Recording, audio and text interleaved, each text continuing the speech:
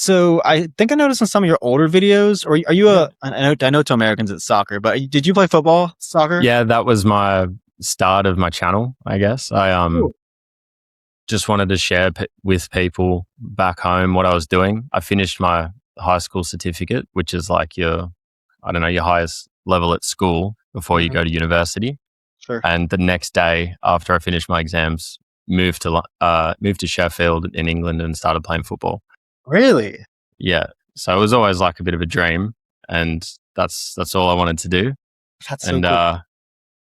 and yeah, I've been chasing something that will fill that gap ever since. I get easily entertained by things and get really kind of hyper focused on things. And I yeah, can I've tell been you're onto it. searching. Yeah, I've been searching since then. Yeah, you've probably never seen someone with a niche like mine, which is absolutely no niche. It's a struggle for me. But I do think that the most recent stuff, which is the language learning, like I can do that with a bit of travel stuff. I think Yeah. that's the direction I want to take it. Yeah, for sure. So you went to Sheffield when you were like what, 18 probably, something like that? Yeah, 17. Yeah. How long were you there for? 2 years. 2 years just playing And you soccer. And and you were playing for Sheffield? um it was in between it wasn't like for the academy, it was like kind of one level below. And Gotcha. I started in Sheffield Wednesday, ended up in Sheffield United. Yeah. uh but yeah, like we'd train at the academy maybe like 30% of the time. We'd be there like, how do you say, like spare players, something like that. So if they needed some players for a game, they'd call some of us up, something like that. But just being in that environment, coming For from sure. Australia, and there's nothing really like that here. Like it was pretty awesome. Yeah. I, I'm Yeah. a I, I don't think many Americans know like a ton about soccer. I'm a huge Premier League fan. Yeah. Huge. My whole family Nice. is. I've been there a couple times to see like some FA Cup games, and went to the Etihad. I'm a Man City fan, have been for a long time, and I went to the Etihad to Yeah. watch the game. So I just that makes my heart warm to hear that. That's pretty cool.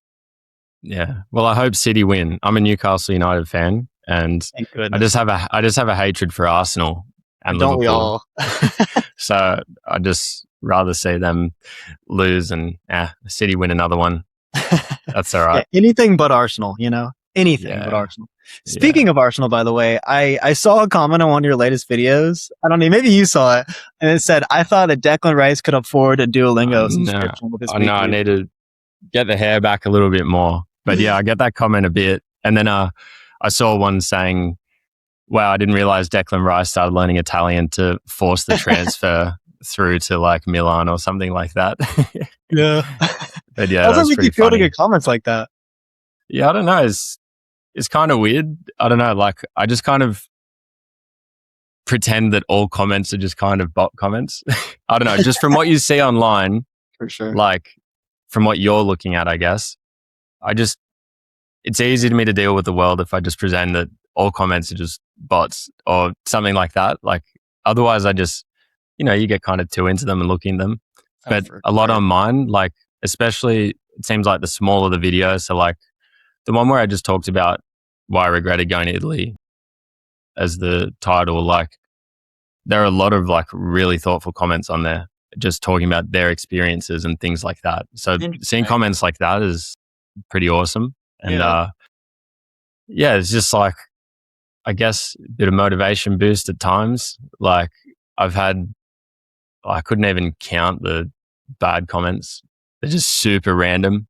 I Yeah. kind of screenshot them. My favorite one was on my Nordic curls video, and it just said, uh, "You look like the most racist white guy I've ever seen."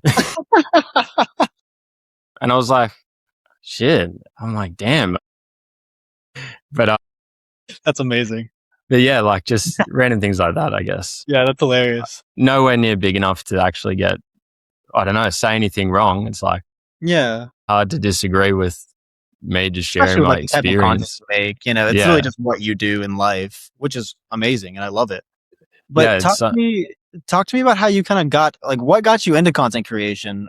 Was that after Sheffield or It was 2000 and whenever YouTube first came out, For real? I was my first channel, Scottman Rocks. It was had the intro. Hey guys, Scottman Rocks 1 here, bring you guys another YouTube video, and it was for like jailbreaking iPhones and like downloading like tweaks for the iPhone, different things like that. And then I remember my first video that went viral was how to get 999,000 coins and stars on TapZoo, which is like some little game back in the day. Yeah. So it was just like how to hack the game. And I remember that got 25,000 views, which for me was like the first ever That was video was that got early views. YouTube? Early YouTube. That's super early. massively viral back That then. was insane. I was like, this is crazy. I can't remember how much money I made. I didn't hit the $100 AdSense threshold for back then, but I later used my other channel on the same AdSense. So I did get paid in the end. But Nice. but yeah, I guess that first little taste of it was then like, and this I would have been in like year 7 at school. What have I been? 13 or something? 12 or 13. How old are you? 27 tomorrow. Oh my gosh, dude! Happy 27. early birthday! Thanks, bro. Yeah. Yeah. So I don't know how long ago that was. Yeah. Let's say, 14 years ago, something like that. But yeah, that was my first little taste of something. And then I don't know, I just wanted to share my football journey. And that was just like kind of daily vlogs. My first series was The Search for Success. Like, all right, this is it. The channel name was Persistence is Key. These are still things that I hold dearly to the channel. For But, sure. but yeah, so it just started with that, just wanting to share with people my training, really. That was it. And put it online, kind of show the daily grind. Like it wasn't as big as it is now to do those types of things back then. Never got really many views, like a few people. I'd be commenting on other people's videos in soccer videos, like just trying to get a little bit of traction, something like that. But I wasn't really too bothered with it, I guess, like in forcing it. And then I found out my first thing, which was the importance of the YouTube search bar. And I did a how to meal prep for footballer soccer players. And then my thumbnail was just like 8 packed like meal prep containers. And then that was my first thing that actually got views, because when you have no subscribers and you're only getting like 30 views or something, whatever, like not many people view the channel. I found that hitting the search bar was the main way to get people in. And then you want to kind of try keep feeding that watch time session as much as you can to kind of push up. So then, yeah, that was the first one that kind of clicked. I'm like, okay, I need to start hitting the search bar. How-tos in the titles, how to do this, how to do that. Not only do they reach more people, but they're kind of evergreen and they can kind of last for years. Sure. Yeah. So You basically mean like keyword research and a little making bit. Yeah, I had a few of those. This was early days. Like I don't really do that anymore. I don't subscribe to any of the platforms. Like I can kind of tell. I mean, you can just search in the YouTube search bar, like how to learn, and then like you'll see what comes up: Italian in 30 days, Italian bioimmersion, whatever it is. Yeah. You can just kind of see those. And then I just found that when you can see your ranking with the keywords, like your video just gets seen more. And yeah, I don't know. That's Definitely could use that. yeah, like it's hard for you from what I've seen of your channel, because predominant amount of your views come from shorts. Do you use other social media platforms? Oh yeah, I'm on TikTok, Instagram, yeah. all of them. YouTube's been by far the one I've seen the most growth with, because I'm 18,400 subscribers on that. Nice. And TikTok and Instagram are like 1,300 each. I've had a couple of videos on Instagram get to like 10,000, and then one had 200 something thousand views. But wow, yeah, just random. Yeah, they're all different, Yeah, it's hard on YouTube. I've always been scared to even post shorts. Like the last few years, most of my videos have had shorts in mind, whether it be like the human fitness protocols, or like each day, like they could all be 7 different shorts. The one I'm doing at the moment, which is been filming today, what is it? 10 language learning protocols that you never have heard of, something like that. Like not methods to learn the language, just like the neuroscience Yeah. side of things. Like doesn't matter what method, just put these things into place, try as many as you can. Completely lost my train of thought. Anyway. Yeah, you're like explaining, what you're doing next and how that fits into long form versus short form content. Yeah. And so all of those are with in mind to keep those kind of 10 protocols at like a minute to then split across. But I've just been scared to either put it on my channel and then it kind of blows up the short side of things.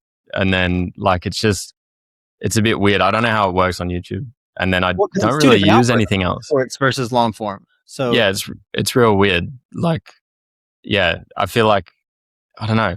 You think different channels are the way to go, but I don't know. I guess I think if you couldn't see the views on either of them, and like let's say they were hidden, that would probably encourage people to just put them on both. Who cares? Yeah. Subscribers go up, views. So I guess it is like a thing with just a perception of the views. When you see a lot of people that have like millions of subscribers and then they can't get 1,000 views on a YouTube video, it's so weird. It's crazy. So it is just separate, I guess. But I believe you have the advantage going the opposite way around from long form to shorts. I think you'd have immediate growth. I think you could do fantastic with short form. I do kind of agree with that. I think it definitely is easy to go the other way. Like a lot of the big channels, like let's say MKBHD or Mr. Who's the Boss, like they all did it fine, no problem. But I don't know, I get just a little bit scared to touch something that seems to be working all right, that's all. But at the end of the day, like it's like just chopping up a clip, and if one person sees it one more than they would have, like that's a success. For sure. Like I would give it a go and see what happens. Yeah, okay. I will do that. Do it, man. I will do that. I'll like and comment on all of them. I got you. Thanks, bro. Thanks. No worries. What's the background in your career? Did you just kind of grow up wanting to produce videos, or do you do like your 9 to 5? Is that content really? I went to university, but still kind of did videos in the meantime. Finished my degree, and then I don't know, I just spent a couple of years kind of traveling, still trying to upload videos. Just been working odd jobs in the meantime, like food delivery just helps. I used to do, when I was studying, I used to do like 3 hours a night for $100. I'm like, that's $700 a week. And like, as a student, I don't know, that's a pretty sweet deal, I thought at the time, at least. For sure. But yeah, that was just like my little ritual every day. And like, that'd just calm me down for the night, get home and just go to bed and then something like that. I haven't really pursued something specific as like career wise of like a white collar job, blue collar job, whatever you call it. One of the colors, who knows? One of the colors. But yeah, it's something that's always kind of stuck with me. But it's also just, I think I would get tired of it very easily. But I also it would help me a lot just with that structure in my kind of days and in my life. So I'm not opposed to still doing it while also doing the channel. But and it even might have a positive effect on the channel if I go somewhere like I've only got this set time to do it. So you either do it or you don't, So is the channel technically your full-time job then? Pretty much, yeah. Wow. Like, and which is a shame to say for someone as non-consistent as I am. Like, very fortunate that, I don't know, just about every video I've posted, I've got rid of a couple, but like, they all just go viral. You can say it's luck, or, I feel like, I remember watching, I'm going to go on a little tangent, but you're good. I remember Mr. Beast back in the day. This is before he had like these subscribers, like very small amount of subscribers. I remember doing my channel and like seeing what works. And I remember seeing that like just big numbers in titles kind of works. Like I just remember seeing him, I don't know, like, what was it? I don't know, counting to 100,000 or something. I don't know, something ridiculous, Some like million. things like that. And obviously clickbait was a lot better back then because they didn't care about watch time. They just cared if you clicked. So anyone's going to watch that, but no one's going to watch it for like 24 hours straight. You know, there might be a few people, but not many. You'd click it and go, what is this guy doing? And then, On to the next. which back in the day that worked. That's fine. And then my first besides the meal prep video, my first soccer video that went off was I dribbled, I don't know, 6,000, 10,000 cones in a week. Like, and I had photoshopped like heaps of lines of cones. Like, obviously it's just me doing the same, like 6 cones that I owned, but just kind of accentuating it in a way that is still true. Like, and gets the person to click and they want to stay, but also not feel like they've been lied to, you know? So like, it's the same with, let's say, the Tonkat Ali video. I think it said, I took 24,000 milligrams of Tonkat Ali. It's like, no, not all at once. Like, what are you, stupid? like something like that. It's just kind of trying to find the viral part in it, I guess. The bit that makes someone want to click on the video. Like if they see that, it stops them, if that makes sense. And yeah, using that, I feel like that's kind of just helped me. Obviously, it also depends on what type of the video is. Just about no video went viral within the first like 3 months. Like of any of my videos. None of the ones you posted? I wouldn't say any. The first one ever in my kind of YouTube career was the biltong video. And that was my first like sponsored video of eating biltong every day for a month. And that one got like maybe 50,000 views in a month. That was the closest. That was number 1 out of 10 and always is 1 out of 10. Wow. And then, so even your videos that have, I think one had what, 2.6 million views, something like that. There's no, like, I don't know if I can share screen. I can show you some cool things. I don't know I don't know. I think I can. I don't know if you can. Let me see. It wants to end a picture in picture. Let me see if I can. If I can. Oh yeah, I can. Let's go. I'm happy to. This is a Connor Curtis exclusive. Inside scoop. Let's just pick a video here. Perfect. You can see? Okay. Yeah, so like this video, for example, we can see that it was up for how many? 326 days. And it had 40,000 views. And between that and the next like crazy 2 months, in the next 2 months, got 630,000. And that was forever ago. Yeah, that was 1,100 days ago. Yeah, a long time.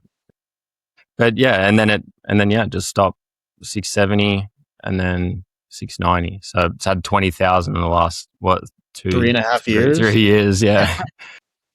Pretty crazy, but yeah, because my shorts do that. I've had a lot of shorts that'll just get like 1,000, and then it'll jump up in like a couple hours to 15,000, and then it just flatlines. I'm so curious as to how the algorithm decides to push it, and at what point it decides to start and stop, and based on what exact metrics. You know what I mean?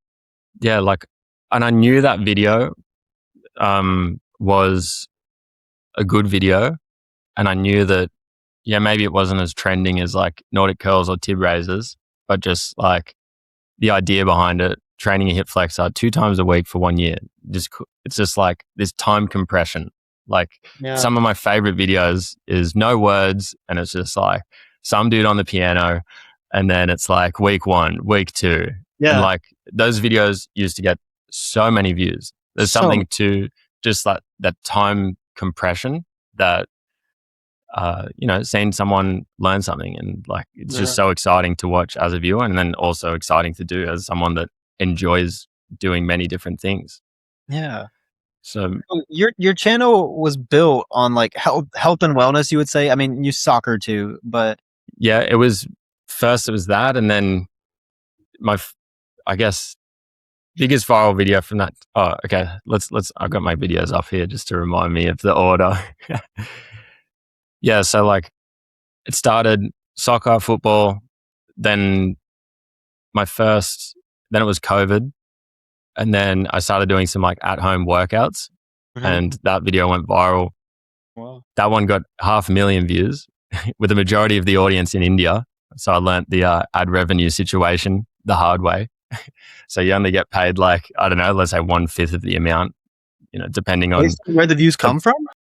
based on where the views come from. Just because advertisers pay less in India or other developing countries. It makes sense. But so that's why, different niches, let's say like investing, real estate, something like that, you get these long ads of a guy trying to sell you a course, but you'd get like $25 per 1,000 views if you're in that niche. Like it's a really high paying niche.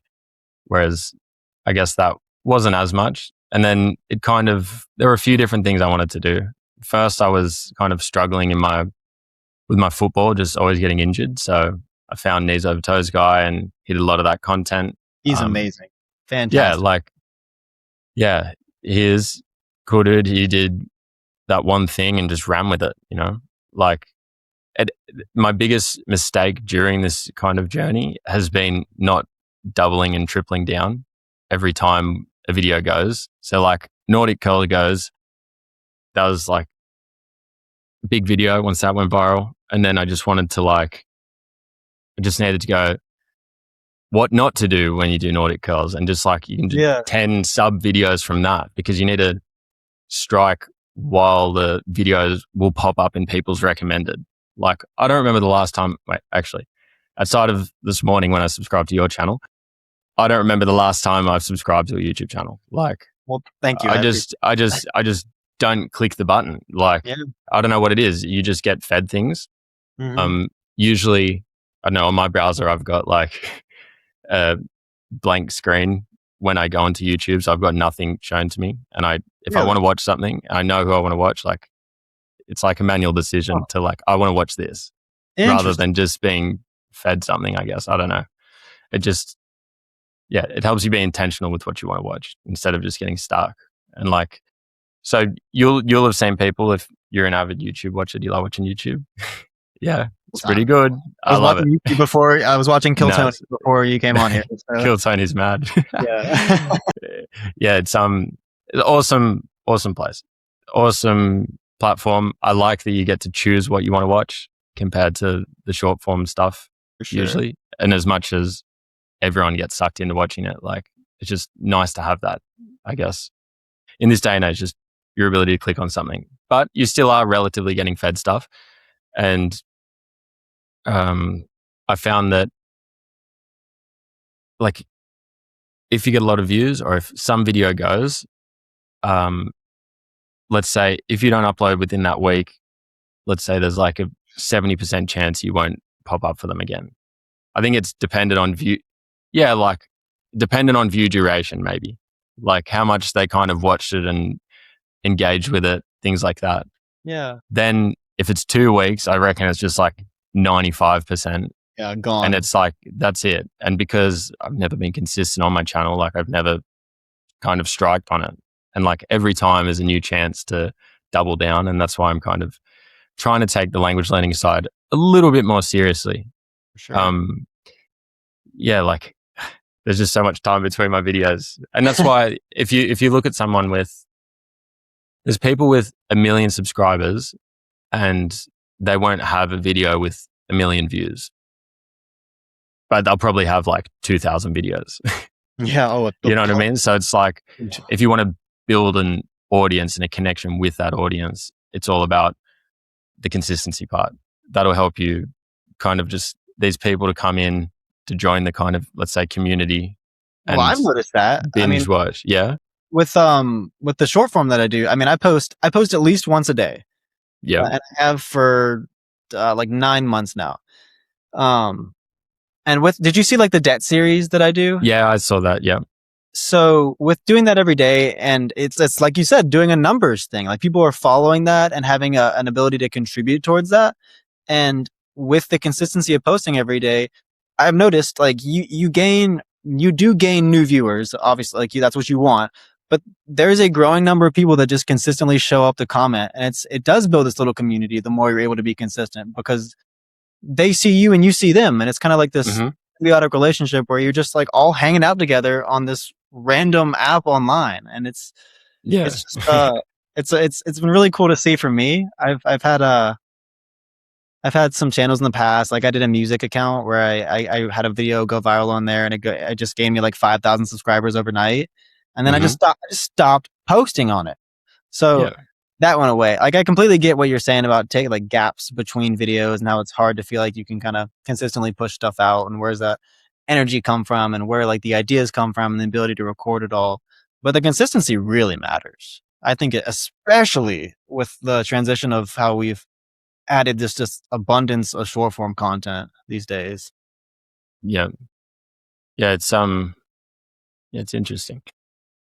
It's, what was I going to say? Short form. Mind blank again. You're good. Mine's always wondering. How do you feel like short form content has changed the way, like, I guess the average viewer goes about seeing a video? Mm, I don't know. I think, yeah, I'm not really sure, to be honest. I feel like when, Because the let me think. patterns of viewing are way different. You know what I mean? Yeah. With your videos you were making 6, 7, 8 years ago, Yeah. there was people's attention spans were a lot broader, a lot longer, and now there's a lot of just watch and scroll, watch and scroll. Do you think that's Yeah. affecting the way you make long form content? Um, yeah, I'm not really sure. I feel like as things, I think the biggest thing that has changed kind of the short form thing now is just AI. Like, For sure. if you watch, let's say, like a cop video of someone getting pulled over or something, and then suddenly you realize it's fake, it's like, what am I doing? Like, Yeah. if it already was, what are you doing watching shorts? And now it's like, what are you actually doing? This isn't even real. Like, Crazy. this, like, and you see people, I don't know, what is it, Subway Surfers or like Minecraft or whatever, these split clips, and everyone's like, oh, why are you so ADHD? Like, stop appeasing these people. And it's like, you're these people. It works on everyone. It works on everyone, you, even yeah. if you're not looking at it. Like, it just does. Like, it's just, it works on everyone and it gets more views. Like, it's simple as that. Like, I feel, I feel like nailing the first little bit of the video has always been important. And obviously it's now even more important. Like, each video I try to get that percentage for the first 30 seconds a little bit longer, but that's just more out of a bit of fun, trying to make it engaging. But I think things will kind of just keep going the other way, of just slower, more real, like something like that, I guess. More cinematic, more dramatic. I don't know, just For sure. like if I, like, there's no more, what's going on, guys? My name's Connor Curta. Cut right through that. Like, Yeah. like things like that have kind of gone out of fashion, I guess. Just start rambling pretty much. Or like, if you're doing 10 protocols for language learning, just start protocol 1. Like, Mm-hmm. that's probably the best part. Whereas before it was always, introduce what you're going to talk about, kind of like an essay, Yeah, like exactly like that. introduction. Mm-hmm.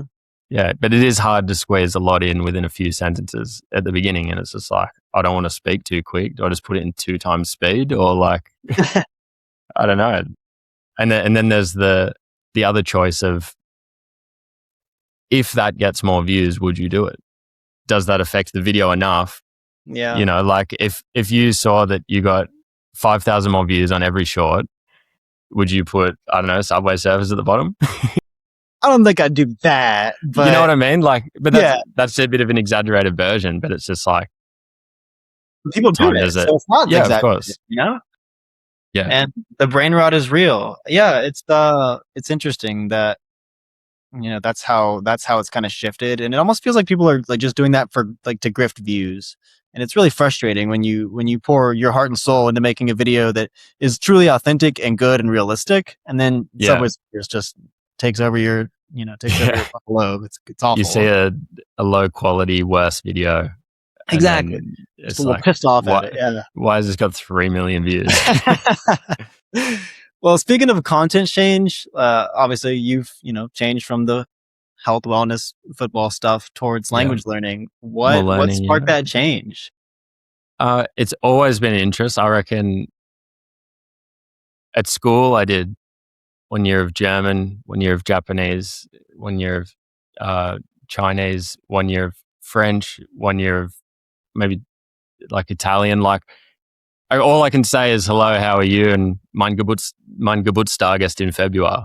Like just my my birthday's in February. Like I learned absolutely nothing. Like it should just be 6 years, one language, but Is I that guess they give normal it. in Australia? Yeah, you just get to pick every time, and I don't know if I was just silly and just excited.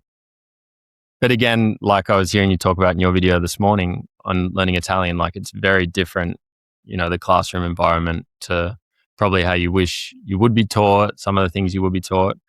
But something like Anki, like I remember I used to grind Anki back in the day. Like, unfortunately, my account got disappeared. I don't know. I had such crazy stats. Yeah, like it's because I didn't touch it in so long. I'll log in or something. They just get rid of it, which is fair enough.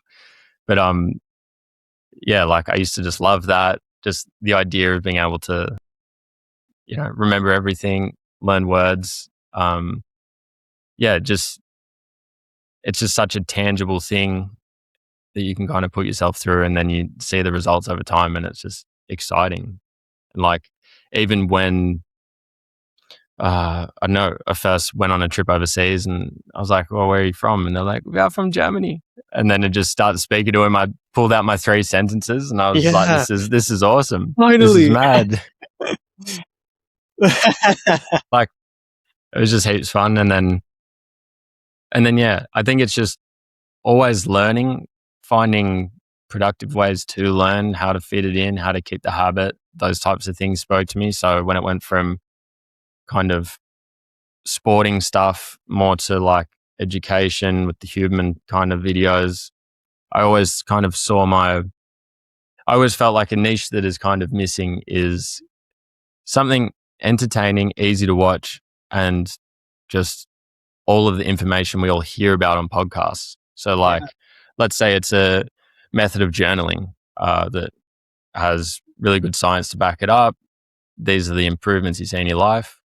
No, just do it, make a video on it, but make it entertaining. You hear Huberman or whoever talk about these things that are good for you or that can help you in your life, like put it to the test and then kind of make it in a more digestible form, which would be the YouTube video, and just like kind of entertaining, easy to watch, 10 minutes, not a super long podcast, just like these are the things you can do. Like you don't have to do them all. No one's perfect, but just do your best, I guess. I don't know, something like that. That's where I kind of saw the progression too, because I don't feel like people do that, but I also don't watch much short form content. I bet there is heaps of people like, oh, didn't you know you mean do specifically this? with language learning?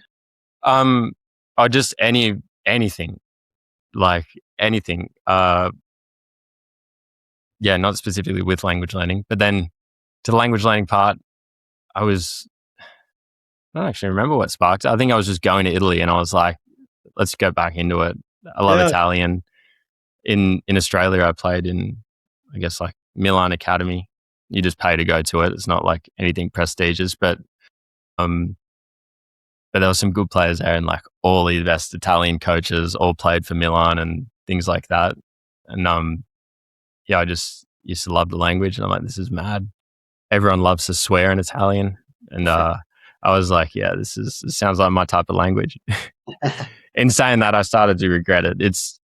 I found that there's a lot of crossover just with the Spanish, and because I don't know Spanish fluently, like my mind was just jumbled. Now I'm going back to Spanish. Are you? Yeah. I'm doing how fluent can you get reading 1 million words in Spanish? That's a great, video title. 250 words a minute. I think it was like 67 hours. Like I'm not going to force in a week this time though. Yeah, dude, the Duolingo video in a week. I've done a lot of the Duolingo Spanish course, and the fact that you did all the Italian course in a week, that is absolutely mad. The Italian one is, I think it is the smallest one on the thing, but it still took a few hours. And then it wasn't until I read the comments that you could turn the ding sound off. I didn't didn't do the Is little that just ding. forever ingrained in your brain? Yeah, pretty much. It's like I was delivering to a house some food the other day, and just through the window I heard the ding, and I'm like, Oh, shit, what's no. going on? Like it Woke just, up a little bit. yeah. That's the same with even the biltong video. Like I couldn't eat biltong or beef jerky. Like a year later, I taste it, and my body would just be like, "Oh, not again! No, no, no! Don't do it again." Yeah, that's a similar reason why I started learning Italian too. I'm getting married in like literally 2.5 weeks. Nice, exciting! Congratulations. Yeah, thank you. I'm getting really excited. I'm ready. But I we're going bet to you Italy are. for the honeymoon, so I was like, well, might as Nice. well. Whereabouts? So I'll give you the whole lowdown. We're flying out of Charlotte direct to Munich. Gonna literally just get lunch in Munich and then take a train to Salzburg. Then we're spending 2 nights in Salzburg, taking an overnight train to Rome, where we're gonna spend 3 nights. Wow, Pretty exciting. that's awesome. That's so sick. Flew over like March, April last year, and then was waiting for my mate to come over, and he did. We went to Albania, which was best place cool. ever. It was super cool. Yeah. And then we were going to Bilbao in Spain. So we had to. The cheapest flight was to take 2 flights, stop at Rome for 2 nights, and then go again. They were like €20 or something. Managed to be the first and the second day of the conclave. Oh, the first night. So the first night, no, it was good. Like I love that stuff. Like it was I was super like, crowded because of that. I'm sure it was. Yeah, it was, but it's crowded usually anyway. Like my mate, he doesn't. I couldn't care. You wouldn't even know what it is. Like just not interested at all. And we waited from like 4 p.m. till like 10 p.m. the first night just to get some black smoke. And then the next day, he's like, "Dude, I'm not going again." Like I was like, "That's fair enough, not bad." And then I was with my girlfriend. Where did we go? We went, gave it a little tour of Rome. We went around together. We're at the Trevi Fountain, like just starting to line up, huge line. And then it was like 5 o'clock, and usually it's supposed to be for 6. Like we're just making our way slowly there. And then just every bell in Rome started going. And we're like, no, did we miss the white smoke? No way. And then everyone's just bolting for St. Peter's Square. But that was a very special experience. It's pretty cool. And then he just came out. Do you have to pay to see the Trevi Fountain now? I don't think so. I don't know. Because I went to Rome in 2018 and we didn't have to pay, but someone told me recently you have to pay, and it made me. But I think they might have. I think I might have seen that as well. That you now have to pay like a couple euros or something. It's just so many people in the line for sure. Times. I don't know. I guess may as well get a couple extra euros out of them. Exactly. Just to see a fountain. I mean, to be fair, it is a beautiful fountain. It's I would have cool. to again. Nice. When you were in Italy for a month, like, is there any cool story or something that happened while you were there that didn't really make the video but would be interesting to share? For language learning wise, not so much, but I did go on what do we do? Fun trip to, what do you call it? Lake Como. So Lake Como is just a little bit north of Milan. And I wanted to go with my girlfriend, surprise her for her birthday, take her to Switzerland. And I was like, on booking.com, went to book the place, and it's like everything's just like $200 or $300. I'm like, what's going on here? This is a lot.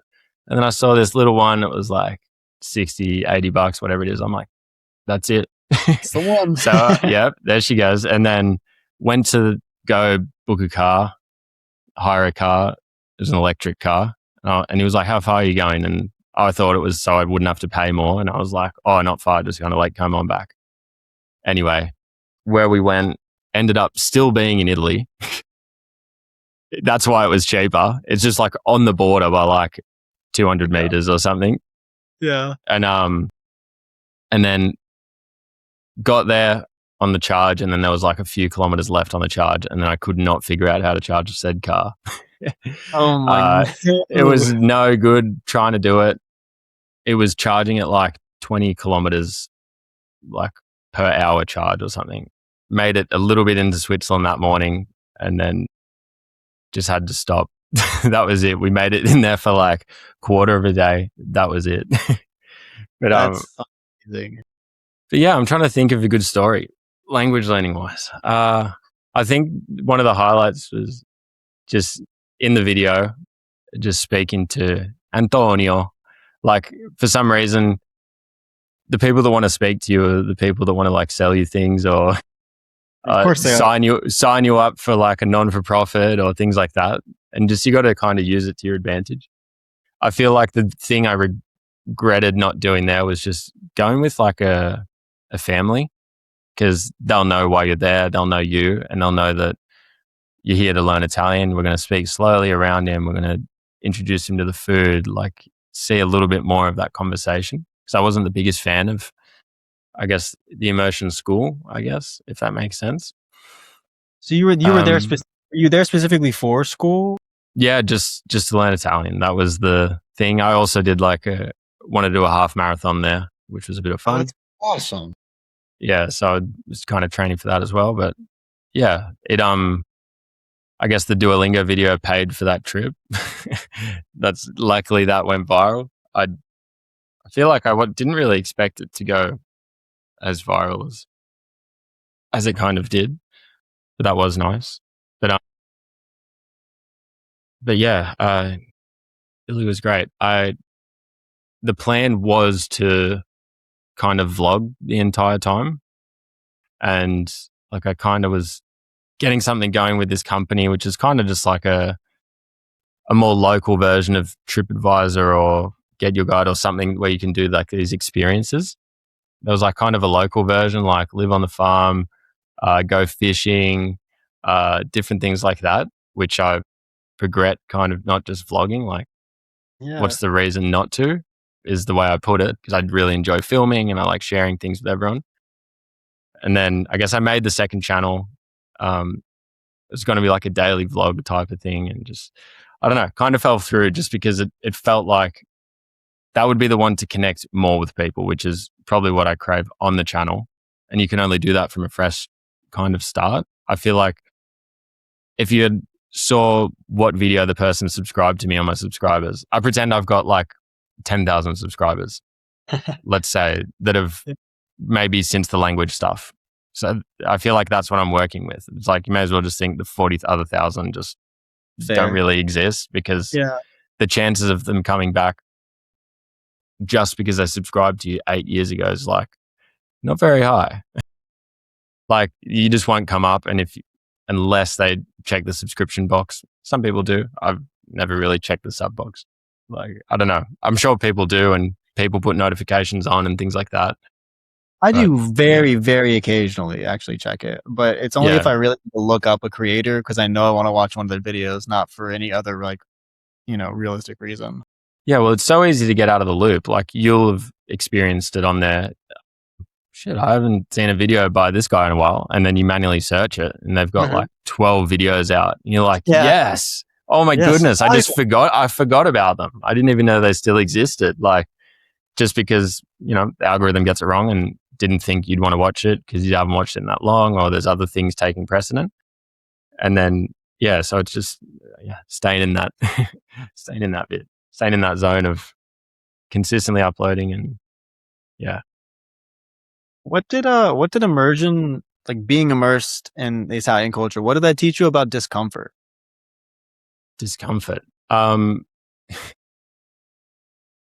sure it was uncomfortable. I feel like I'm a pretty anxious person, and I've been kind of slowly getting past that in my life. And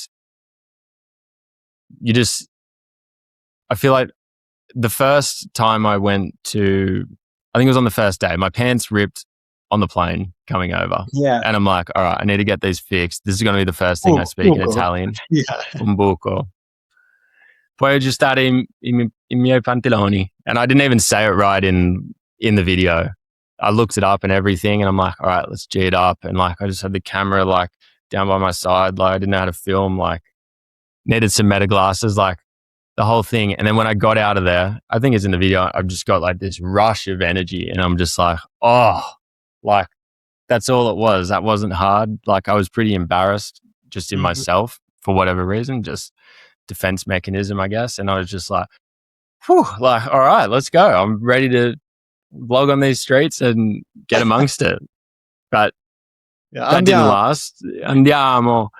It didn't last, but slowly it's definitely helped my kind of personality as a whole, just to try to speak to more people, if that makes sense. Like sure. usually I'd probably be a little bit more kind of, yeah, just closed and like a little bit shy, a little bit timid, that type of thing. And I think the going over there and really trying it was, yeah, it was worth it. I think you have to have activities or things you're doing with other language speakers. Otherwise, you know, everyone there wants to learn their English. Everyone wants to practice. Like, yeah, it's funny. I kind of regret picking Milan. Maybe like it's a beautiful city, but yeah, I would have probably gone somewhere else. My friend who works at the local pub in town, I was speaking to him and I knew that he'd been to Italy, but I didn't know he stayed there for 2 years in Naples. And then Wow. he started speaking in Italian. I'm like, dude, why are you so good at Italian? He's like, dude, I was there for 2 years. And he was speaking like Napolitano, like the Naples dialect. And like I could barely understand it, but I could tell that he could actually speak and just like really cruisily speak. I think I know going back to the other one before, but another thing about language learning as well, especially in regards to football, is like everyone can speak so many languages. All the European soccer players, like if you're from Belgium, like Lukaku speaks like 12 or something. Like it's crazy. And it always just kind of surprises me how well and easy they make it seem, I guess. Like I think I completely resonate. I completely understand what you mean. Yeah. And it's like, dude, how is this like nearly my full-time job? I still can't speak comparatively to like these boys who don't even think about like, oh shit, I got to get my flashcards done. Like, I'm sure some of them definitely do and they put a lot of effort in, but it's more just, you know, it seems like some people just kind of have a knack for it. And I think growing up already bilingual probably really helps that. I don't know, just from what I've seen. European probably makes it yeah. Like you could travel 12 hours in any direction. You're going to touch what, probably 15 languages. That's just kind of how it is in Europe. And I envy that. Here, there's literally just English or Spanish. That's your options. Yeah. And a lot of people can't even speak Spanish. Yeah. It's interesting. Like even my best mate's, mum, she's from Bilbao in Spain and she speaks like, I think the kind of Basque dialect, but also just Spanish. And then like I was like, she's with her husband who only speaks Spanish, really not the best English, even though he's much better than he seems, but he just doesn't like to speak in English. Anyway, like I was like, let's speak in Italian, and then they both just started going. I'm like, they both haven't even been to Italy. I'm like, what is it? Why are you guys better than me? Like I've spent like this effort going this and like they're just so like nearly fluent in. I'm like, what's going on here? Yeah. You're just grinding and they're just blah, blah, blah, blah. Yeah. It is funny. I think, yeah. What about for you? What's some of the best kind of methods you've found that have helped you learn to learn a language? The languages, yeah. I mean, it's tough because I feel like I don't believe in myself as much as I should. Everyone tells me I speak better Spanish than I actually think I speak. Okay. And I'd say it's like the things that work best for me. I mean, I did Duolingo for a long time. I don't feel like that really did anything for me. I feel like it'd probably hurt me if anything. And I spent 6th grade through 12th grade like taking Spanish. I took 2 semesters at college, which once again, like I just don't, like I was at a high beginner level. I just don't really feel like it did much for me. I spent all that time getting all this input, but didn't really have any ability to have any output. And so in 2022, I believe, I realized how much I like actually love learning languages. I love Spanish culture. I love like Latin American culture. I love I think it's so interesting and fascinating. Like the salsa and the bachata and then, like the food and there's like all these different regions. And I think part of the reason I even found myself even wanting to learn Spanish was just because I wanted to immerse myself so badly in something that was different than what I've ever grown up in and what I experienced.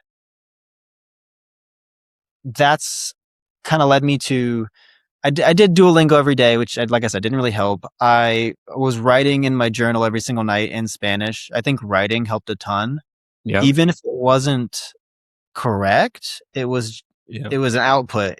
Like it was just something. output. Yeah. Um, I think reading made a huge difference. Something I want to start incorporating with Italian is writing and reading. I'm not really doing much of that right now. Okay. Probably just like starting with children's books and reading, and then kind of Yeah. working up to something that's a little more like a little bit past beginner.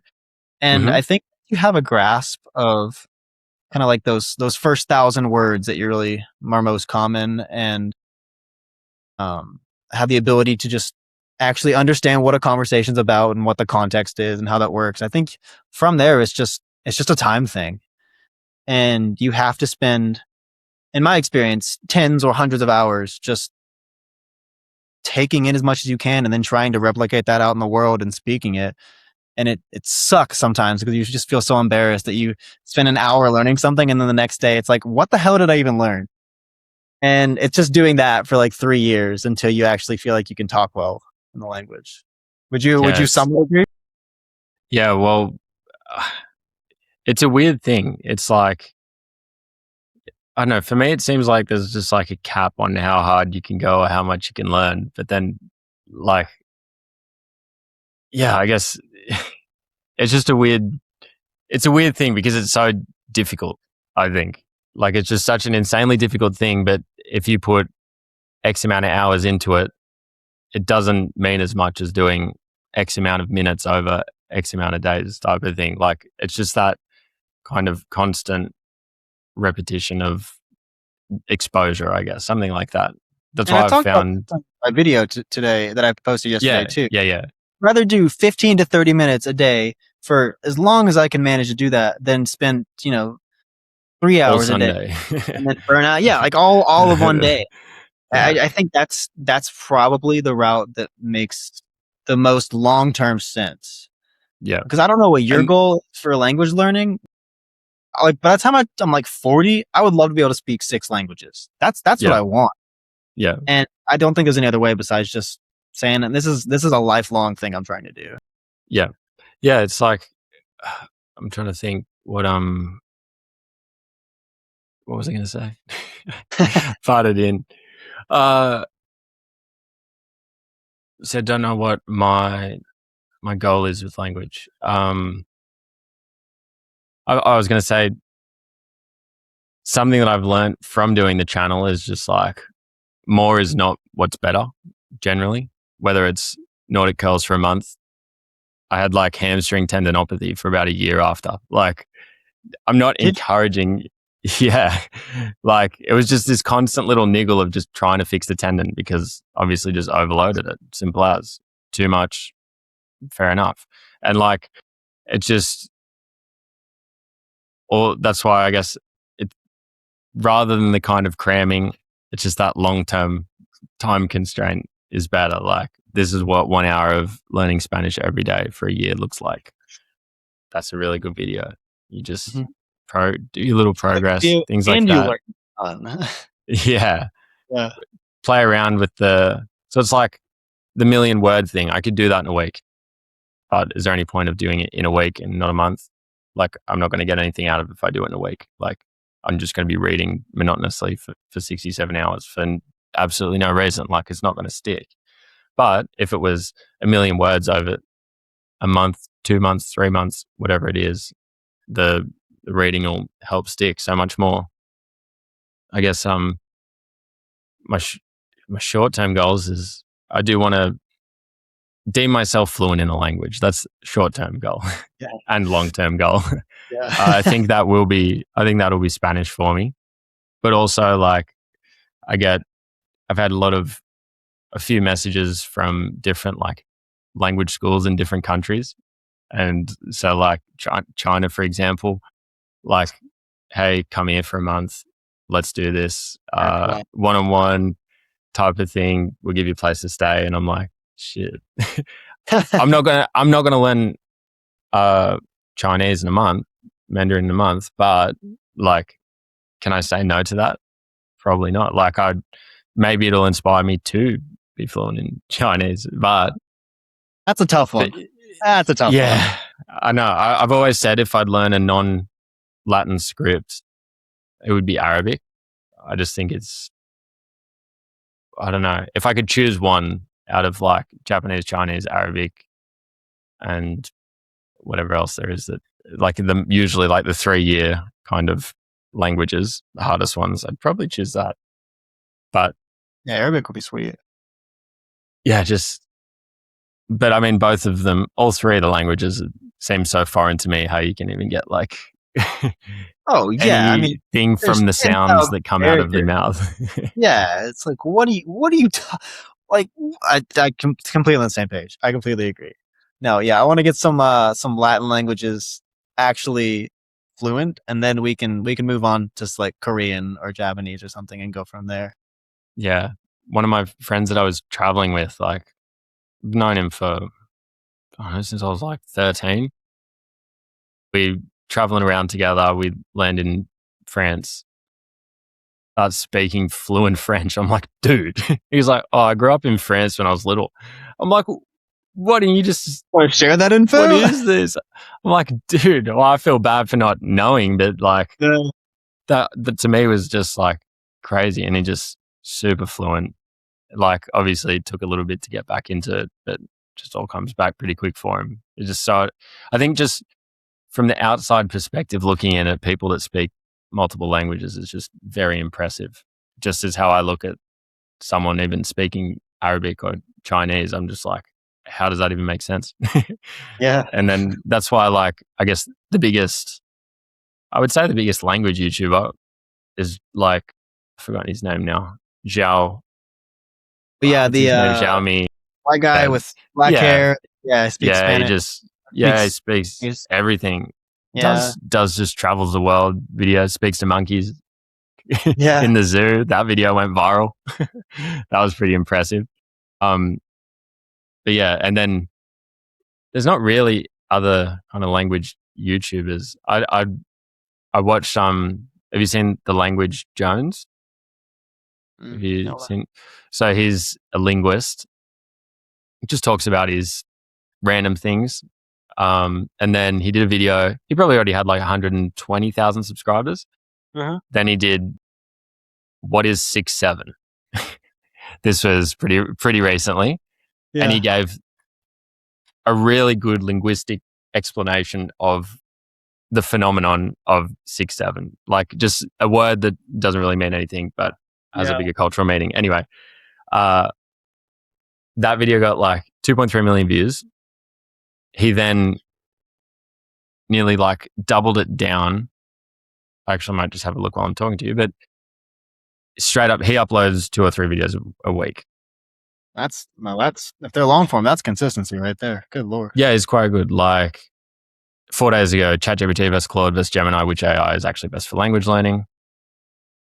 But yeah, he's got he's a linguist, has his degree or whatever. Let me just have a look at where is it? 6-7 explained. He got 1.6 million views on that. All right. And that was all within like probably 2 weeks.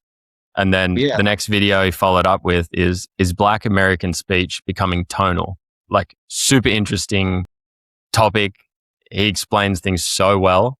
I'll give him a look.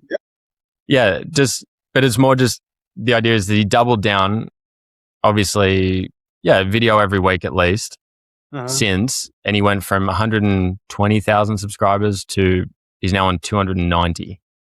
So from 1.6 million views on that original one, that just shows how backing it up, I guess, each time is just more likely to subscribe, and they know that you've got this back catalog. They know that they can expect this content from you. And push those videos too. It's not just one video. and there'll be all the different things in his catalog that also might have been semi-relevant, that also got a bunch of views off. Just Something hidden like that. bangers, you know. Yeah. Do you know the content creator? Do you know his name's Bleg, BLEG? He does mostly short form stuff, I believe. But and he has the what are the glasses? The Meta glasses, and records. And he's a photographer, and he just goes to all these different countries. They've usually been Asian and some other ones in Europe. He's Belgian. Would just walk up and be like, "Hey, I think you look really cool. Can I take a picture of you?" And can take pictures of you and then share them with you. Damn. Yeah, I'm having a look. They're good. Seems like really good cool thumbnails. way to learn language. Yeah. You know, it's just interesting to me how I think that's the kind of content that we're going to see way more of in the future, especially with language learning. Is just like the authentic, literal, real life version of exactly what's happening, and him just kind of like picking up words and learning Korean or Japanese as he goes. I think that was really cool. You should check him out. Yeah, well, like that's what I think is impressive with Speed. You know, Speed. Yeah, I show Speed. Like everyone just thinks, oh, he's a silly kid, whatever, blah blah blah. Like if I said to one of my mates, like, this kid is a freaking weapon. Like, like, dude, what do you know? How old are you, bro? Like, what are you talking about? But it's like to do what he's just the idea of going to every single country. Just I don't know who organized it all for him. It's just so impressive how it all gets done. The whole thing from start to finish. Like he just did his Africa trip. Just like went to however many countries in Africa, just in the tribes, doing all these different things, like just things that are so foreign to a lot of us. Also went all through Asia. I just think seeing that, I guess because it's live, it's just like, it's real. And that's what people kind of want to see nowadays is real things happening. Like, yeah, he's a little bit silly, but you know, seeing people travel and experience things for the first time in other countries is awesome. I don't know if you've ever watched or heard of An Idiot Abroad. It's a Ricky Gervais show with a guy called Carl Pilkington, and it's a bit of English humor, but they just send like this standard English guy to the wonders of the world or something, and just does an episode, and they just put him and make him do the shittest stuff, and like anyone else would be like just absolutely amazed, but his just whole stick is just like, oh, it's all right. it's just so exciting seeing someone like different people's views on different places in the world. And like you get to the Egypt pyramids and he's like, yeah, it's all right. But he's like, there's shitty nappies flying around and trash and bat. Like, what is this? You know, just he has very funny observations and takes. But yeah, just that's where I don't know. I think it's awesome seeing things like that, super real, engaging with different cultures, breaking boundaries. You know, you go to any country just about, maybe outside of France, like they want to see people speak the language. They would love it to see someone trying to speak their language. Yeah, like, yeah. It is, all right, I have two more questions for you. Yeah. I know you mentioned kind of the next video you have about like tactics for learning language, but what's the next uncomfortable thing that you're like feeling called to do, whether it's language or something else along different lines? The most uncomfortable thing for me is like flipping the switch and saying I'm going all in. I know that's not a video, but it's more just like, for me, that's the first thing that came to my mind, is just going in with this and making it something proper, just so that I can reach more people, inspire more people, as the previous people have inspired me to learn languages and to travel the world and to experience these things. I just want to do that for others, and I want to share that with as many people as possible. Uncomfortable. I've always got so many like physical challenges I just want to complete.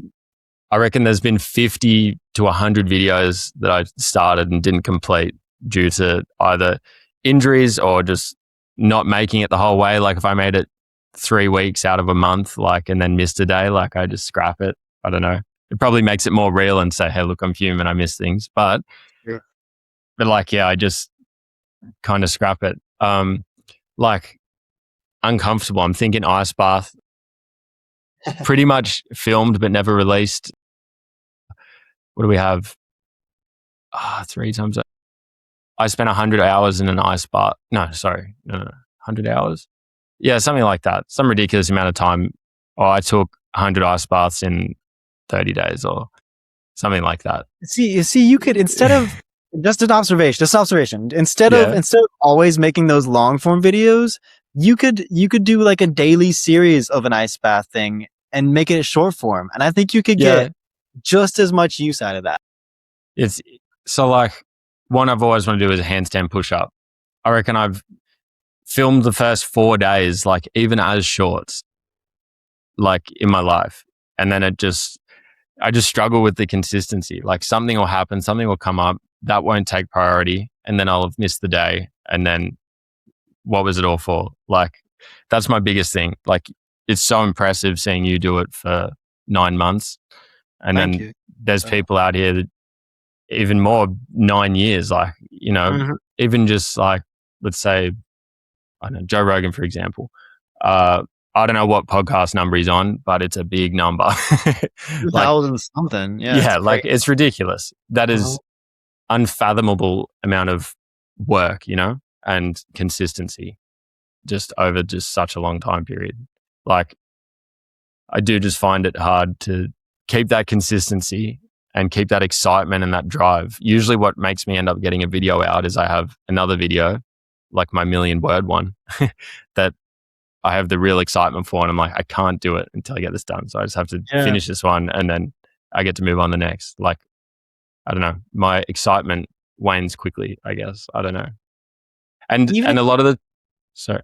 Go ahead. I was going to say, one of the bigger problems is I find I end up going back and reshooting a lot of things just because I know, maybe a little bit of a perfectionist, even though it might not look like that, but just like that handstand video, like I could film it on day one and then get to the end of the 30 days, I can do a handstand push up and then I won't be happy with a sound, a look or something. And I'll just film it again, kind of more pretending. And I hate doing that.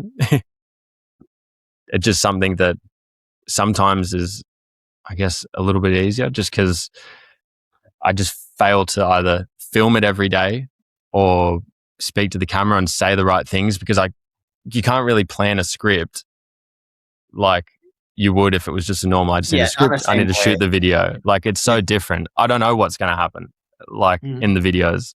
So you can just only got a rough idea and I've never really found that. It's definitely difficult and takes a while to adjust to. Like I've even started doing I've been trying to implement more just like talking head videos. And anytime I have a topic that I think is even slightly interesting or relevant and that I can actually speak on for 30 seconds to a minute, I'll like do a rough outline of what I want to say and then just like start the camera or come up with a hook, start the camera, say 2 sentences, stop it, try to remember the next point. Like it's something you definitely have to work through. I think the payoff for that is I can be a bit of a perfectionist too. I think the payoff of doing that has helped me a lot and just like figuring out how I want to frame stuff and format stuff and realizing that it doesn't have to be perfect. It just make something that you think is good and put it out there. And regardless of what happens, you kind of kept within what you want to do. Yeah, I just think that'd be something you could really, I think you could do so good at it. That's the only reason I'm pushing on it. I think you could do so good. If like maybe go out of your comfort zone with it, I think that'd be really cool for you. Yeah, it's something weird about the short form or just posting on there to me. I don't know why, but like if I post on TikTok, for example, like I would just have to separate myself from it completely because like just putting a chopped up clip, or something like that just seems like that's great. I can't do that. I can't have that associated with me. Like it needs to be a intro, hook, what's happening, keep the retention, blah, blah, blah. Like I'd want it like that. But I think I will do that. I'm going to find push through the discomfort of that, and give it a go and see what happens. because I do want to do like I don't know, 60-second handstand hold or handstand push up, something like that. And that's such an easy one to just film every day. Or like the splits. That's something I also really want to do. Can you do a split? Absolutely not. Okay. No, but speak to me in a month. Well, then, like do I'm just spitballing here. Do like Yeah, sweet. record your progress like vertical on doing a split every day. Record an intro like this is my split progression every day for a month, and then just do like a time lapse and make it maybe 30 to 40 seconds, and that would be the same effect that a long form video has, but then designed for short form. And it would probably do great because, like you said, all your videos go viral, so it'd probably do great. Yeah. No, I should do it. Everyone's been saying for years. It's free views almost. All right, last question I got for you. I do need to do it. Yeah. So what I like to ask all my podcast guests is like a final question is what's the biggest piece of advice you could give to a young adult, maybe like that kind of 18 to 20-ish age range that's just starting to enter the world for the first time? What's kind of the biggest thing you could give them to tell them what's happening? I guess it's dependent on what they want to do. I would say just to experiment with different things, try different things, try everything you possibly can, say yes to everything, to all the opportunities that come your way. And if opportunities aren't coming your way in whatever domain you want them to, you got to reflect, have a look and say, why is this happening? Like, why is that happening? And then work on it, self-improve. Don't worry about everything so much. And yeah, I'm just trying to think what I would have liked to have been told, for type sure. of thing. I'd say comparison is the thief of joy. I've compared myself a lot today in the way I've spoken, just to things that should have happened or could have happened. And I think that's something I've got to work on, and just to,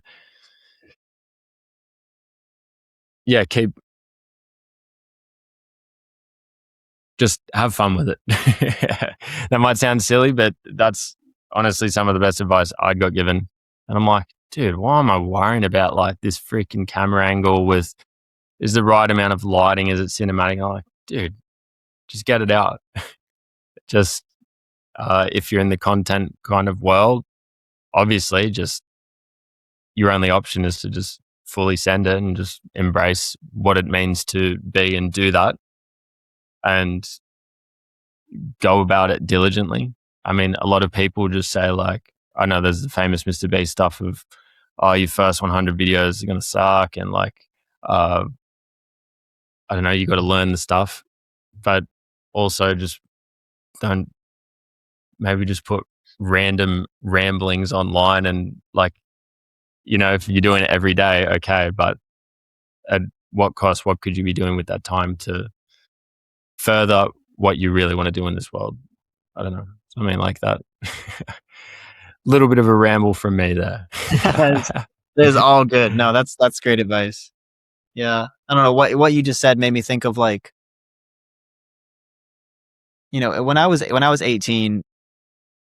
At the time, I thought I knew what I wanted and what I was doing, where my life was heading.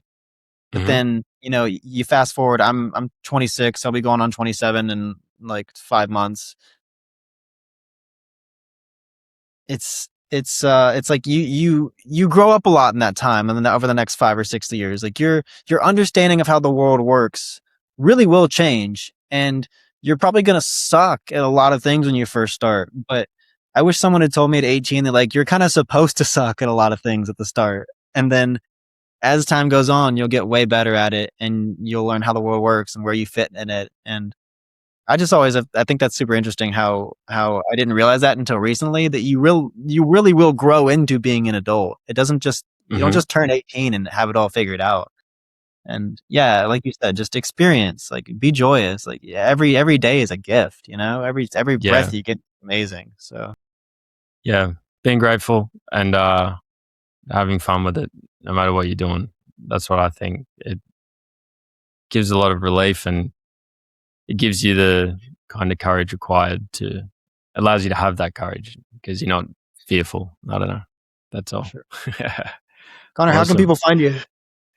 Just on YouTube, Connor Curtis, not to be confused with Curtis Connor. Every time I looked you up, that's awesome. What came up? Yeah, no, I need to start some internet beef. Yeah, He had like he didn't even have 1 million subscribers when I started. You know, he's on like crazy. four, Was it four or 5.6? six. I was like, yeah, dude, Yeah, crazy. Can't even spell his name right. Anyway, clip that. Awesome, man. Thanks for having me on, man. Yeah, dude. Thank you so much for coming on. I really enjoyed the conversation, man. Thank you. Cheers, bro. Bye.